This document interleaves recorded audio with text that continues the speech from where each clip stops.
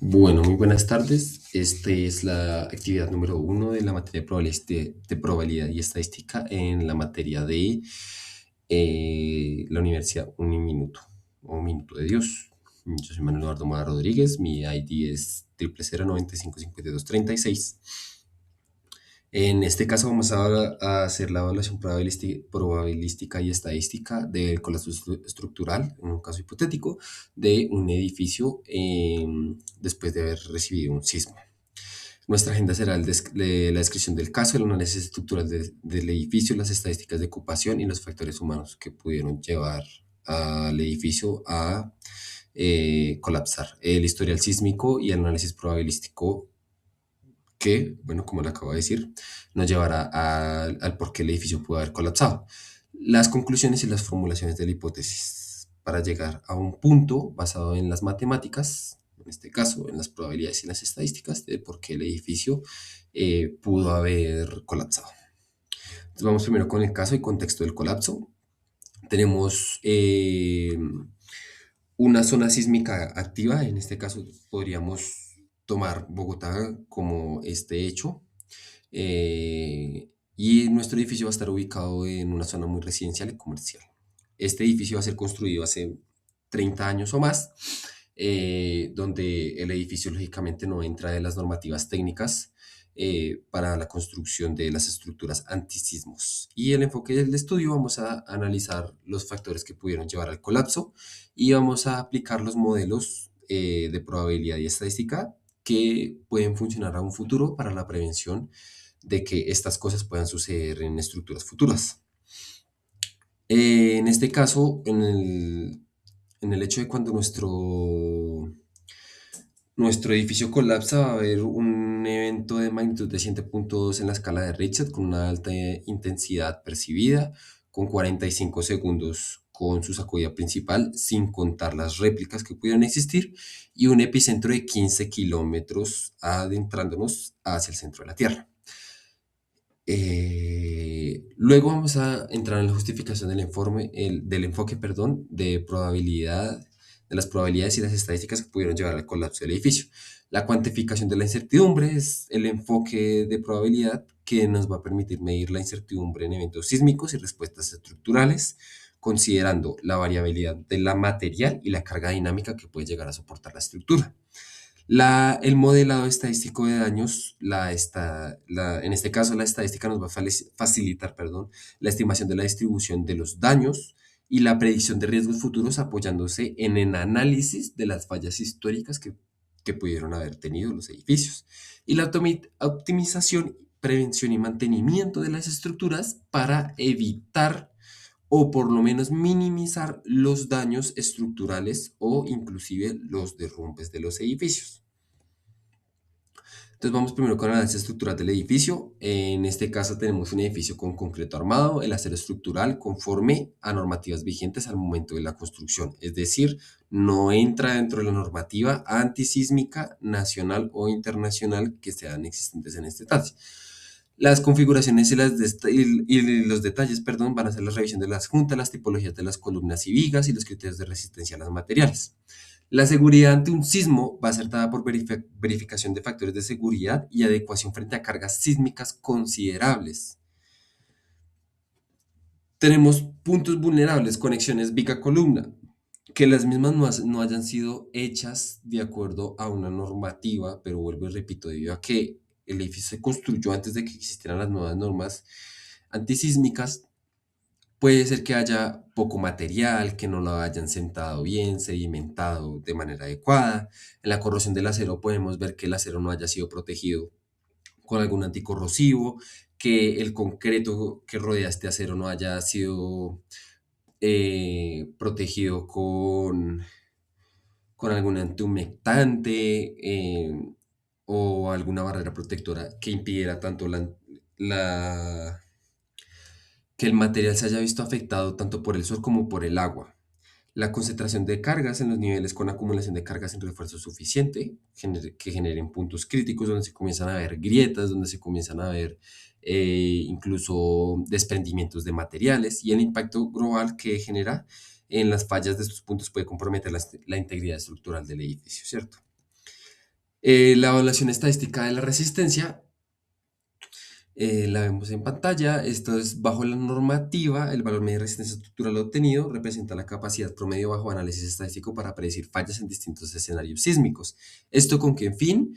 Esta es lo que se está aplicando actualmente en la normativa de las construcciones para escenarios antisísmicos. Es decir, cuando exista un temblor, un sismo, inclusive un terremoto, los edificios tienden a moverse como gelatina, por dar un ejemplo, pero en el punto de que tanto el sismo como las réplicas se detienen, se supone que el edificio debe quedar con los mínimos daños estructurales y otra vez en su estado de reposo.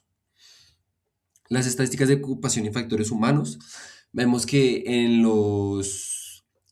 tomamos en cuenta 150 residentes en los últimos 3 años, es decir, 450 residentes más o menos.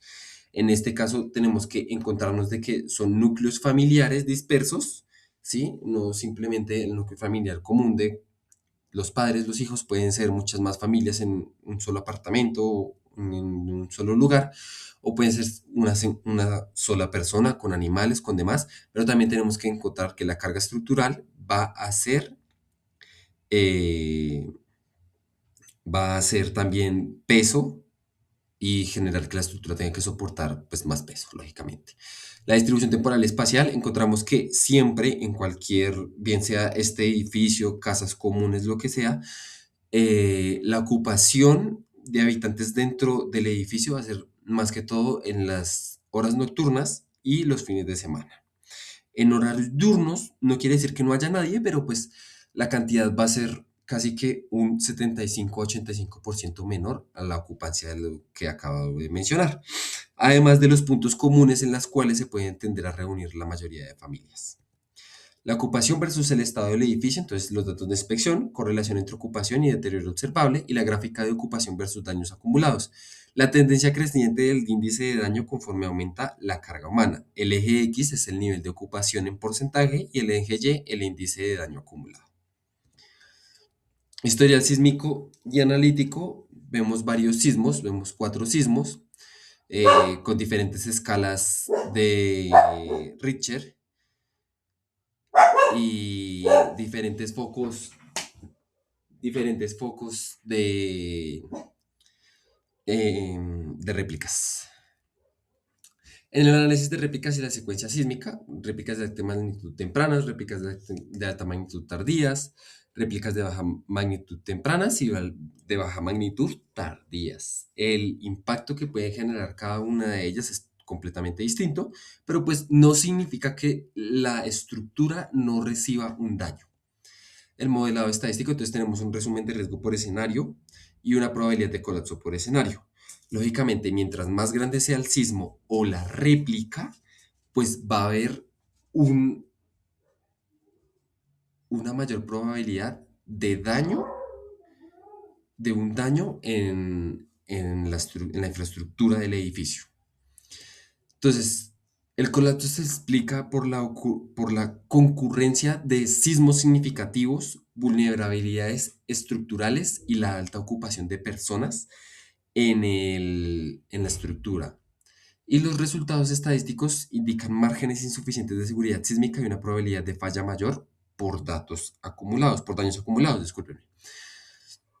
Las hipótesis, entonces deficiencias del diseño estructural original, como ya he mencionado varias veces. Anteriormente no existía este hecho de los daños eh, o de las prevenciones con normativas ante los sismos. Pero también podemos aclarar que a medida que pasa el tiempo y que estas normas se van implementando, se van mejorando cada vez más, también en el edificio se deben de hacer mantenimientos preventivos y correctivos. Y la distribución, la mejor posible distribución de las cargas dentro del edificio. ¿Para qué? Para no encontrar que en un solo punto del edificio comiencen a haber estos daños estructurales, agrietamientos, desprendimientos del material y pues lógicamente cuando suceda el sismo, pues este puede ocasionar que la estructura se vaya abajo. Las recomendaciones para la ingeniería y la gestión de riesgos, lógicamente ya lo he comentado, la actualización y reforzamiento bajo normativas, el monitoreo de inspecciones, y la preparación de la respuesta. La preparación de la respuesta la voy a aclarar, ya que las anteriores no.